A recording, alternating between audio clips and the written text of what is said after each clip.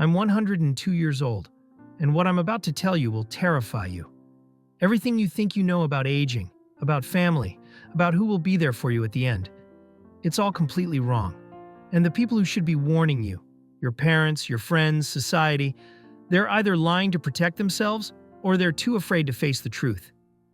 You see, I've spent the last 58 years living in nursing homes. 58 years. That's longer than most people's entire careers, longer than most marriages.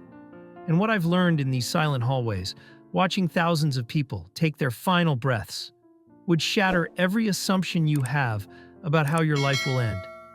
But before I tell you what really happens when you get old, I need you to understand something. I'm not making this video for sympathy. I'm making this because I'm running out of time, and there are truths you need to hear while you still have the chance to do something about it. Not for me. I've made my peace. For you. At 44 years old, I had what doctors called a cerebrovascular accident. That's a fancy medical term for a massive stroke. The wooden spoon fell from my hand. I tried to call out, but the words wouldn't come. Just strange sounds. The next thing I remember is waking up 3 days later in a hospital bed, unable to move my right arm or leg, unable to speak clearly.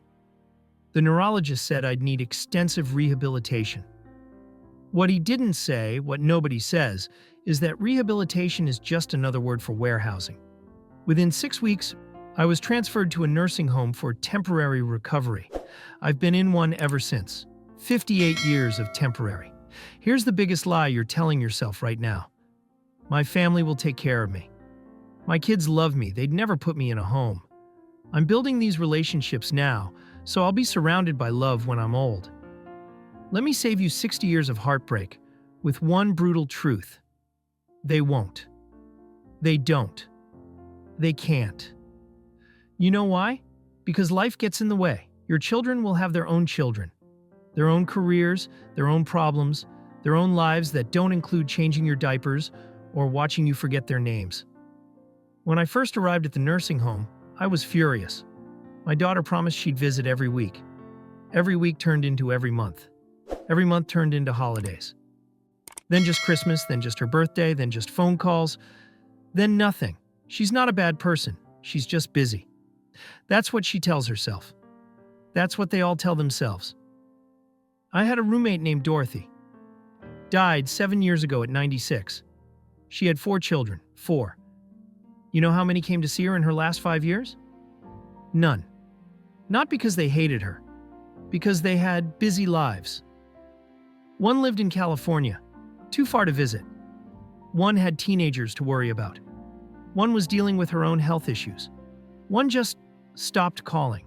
Dorothy would sit by that window every Sunday, watching the parking lot, waiting for cars that never came. She'd dress up, put on lipstick, wait. By 4 o'clock, she'd take off the lipstick and go to bed. Every single Sunday. At her funeral, they all cried. They said beautiful things. Her daughter gave a touching eulogy about what a wonderful mother she was. I wanted to scream. Where were you? Where were all of you when she was alive and waiting? You think you're different. You think your relationships are stronger. You think you'll be the exception. You won't. I've watched this pattern repeat itself thousands of times in 58 years. The devoted children become occasional visitors, become phone callers, become strangers. Not because they're evil, because you become inconvenient, because watching you deteriorate is painful, because they have to protect their own mental health, because life is for the living, not the dying. Here's what nobody tells you when you're young and healthy and full of plans. Your body will betray you. Not slowly, suddenly. One day you're cooking dinner, and the next day you're in diapers. One day you're independent, and the next day you can't remember your own address. One day you're the parent, and the next day you're the burden. I spent the first 44 years of my life building what I thought mattered. A marriage, a home, a reputation in my community, friendships. And you know what? None of it protected me. When I had that stroke, everything I built vanished. My husband, sweet man, loved me dearly. He visited for 3 years. Then he met someone else. Someone who could still have conversations. Someone who wasn't broken. He's been dead now for 30 years. I outlived him by 3 decades. Alone. Let me tell you about the midnight shift. That's when the real truth of nursing homes comes out. During the day, we put on our best faces.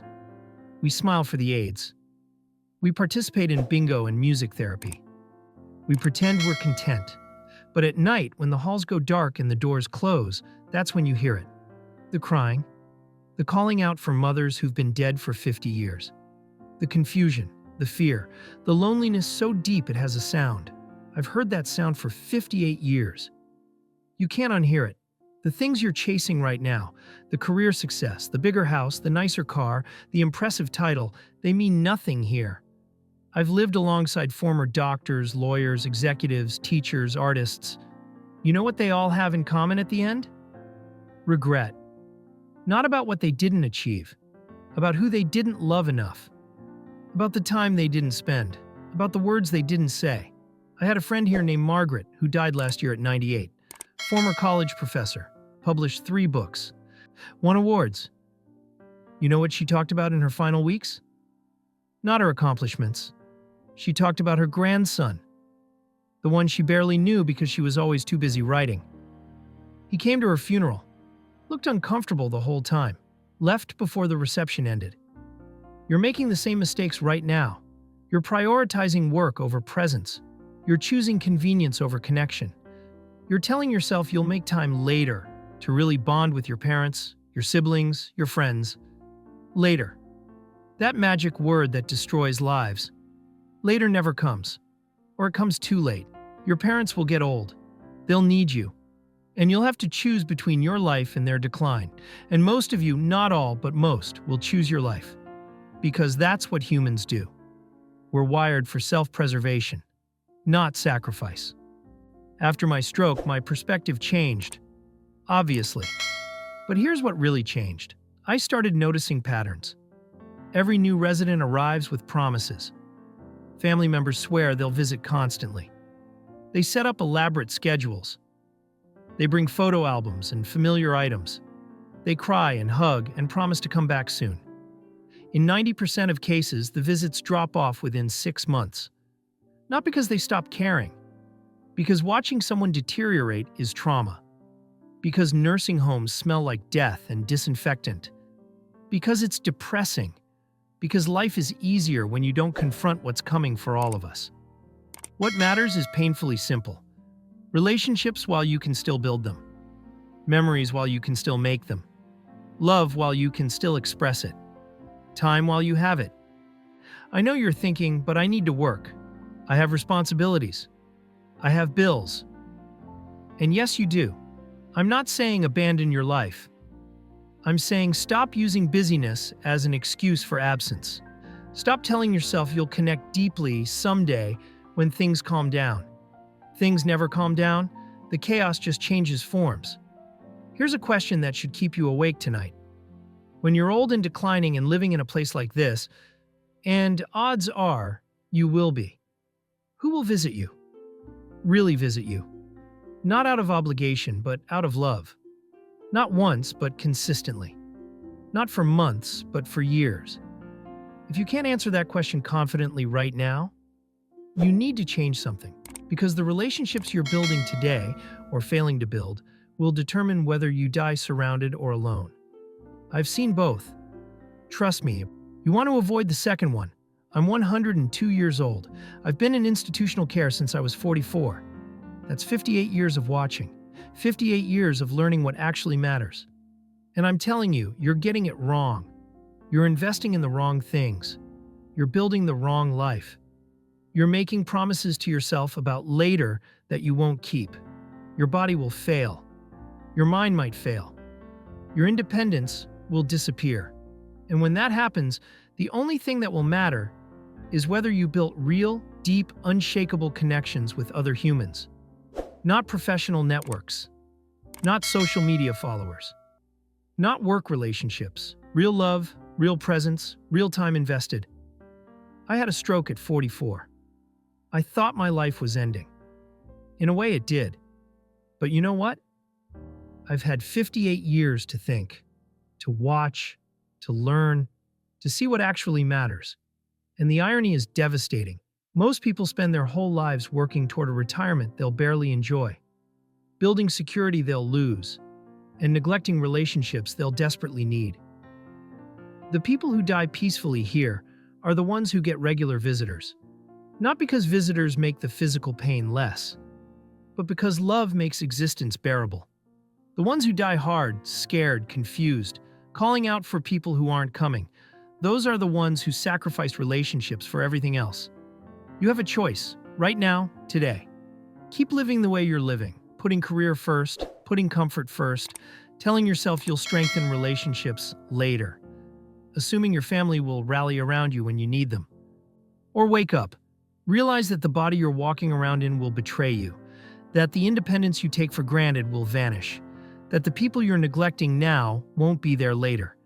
And start living like the end is coming. Because it is. Stop assuming you'll die quickly. Stop assuming you'll stay healthy until the end.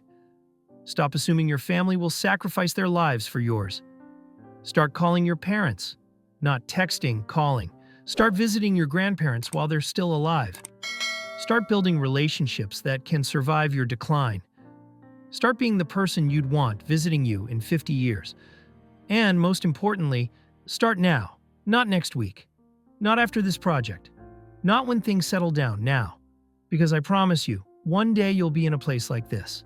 And on that day, you'll desperately wish you'd made different choices. You'll wish you'd loved harder. Visited more, said the things, made the time, built the connections. I'm 102. If I'm lucky, 1 or 2 more years. Probably less, and I'm at peace with that.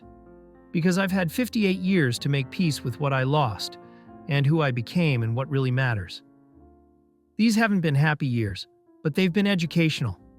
I've learned more about human nature in this nursing home than I learned in my first 44 years of living.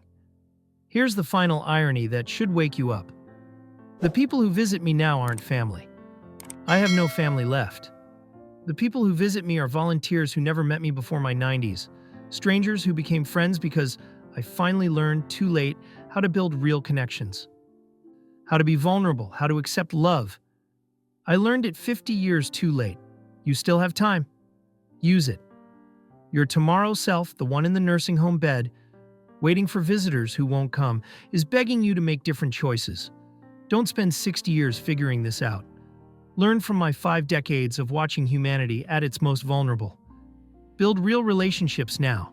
Show up for people now. Love deeply now. Stop waiting for someday. Someday is a lie. Someday is what people say when they mean never.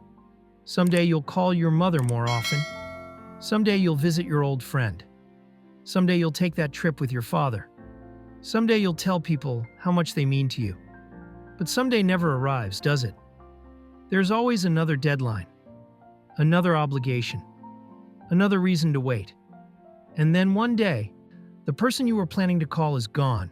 The trip you were planning to take becomes impossible. The words you were going to say go unspoken forever. I've watched this happen over and over. New residents arrive here full of bitterness. My son said he'd visit this week. My daughter promised to come for my birthday. My best friend swore we'd stay in touch. They're still waiting, still believing, still hoping that someday will finally come. It won't. The people you're counting on are counting on you to understand that they have lives to live, and your decline doesn't fit into those lives. Not because they're cruel, because watching someone fade away is one of the hardest things a human being can do. Here's what I see from this wheelchair, from this room that smells like antiseptic and old age. I see the same movie playing out year after year. Someone arrives, someone fades, someone dies, sometimes with people holding their hand, usually alone. And the difference between those two endings isn't luck. It's choices. Choices made decades earlier. Choices about how to spend time, who to prioritize, what actually matters. You think you're investing in your future by working those extra hours. You're not. You're stealing from your future self. The self who will be sitting in a place like this, staring at walls, remembering all the moments you chose work over presence. All the dinners you missed. All the phone calls you didn't make. All the I love yous you didn't say. Those missed moments don't just disappear. They accumulate. They become the architecture of your regret. I had a roommate 3 years ago named Helen. 87 years old when she arrived, former CEO of a regional company. Brilliant woman. Sharp as a knife even at 87. She had 2 sons, both executives like she was. Both very busy like she had been. She understood, she said. She'd been that busy once. She'd prioritized work over everything too. That's what successful people do, right? Wrong, because here's what Helen realized too late. She'd modeled a life of work first to her sons, and they learned the lesson perfectly. Just like she'd been too busy for her own mother, they were too busy for her. Perfect replication. She died on a Tuesday morning. Neither son made it in time. They were both in meetings. Someday you'll be exactly where I am. That's not a threat. It's statistics. Most of you will live long enough to need care.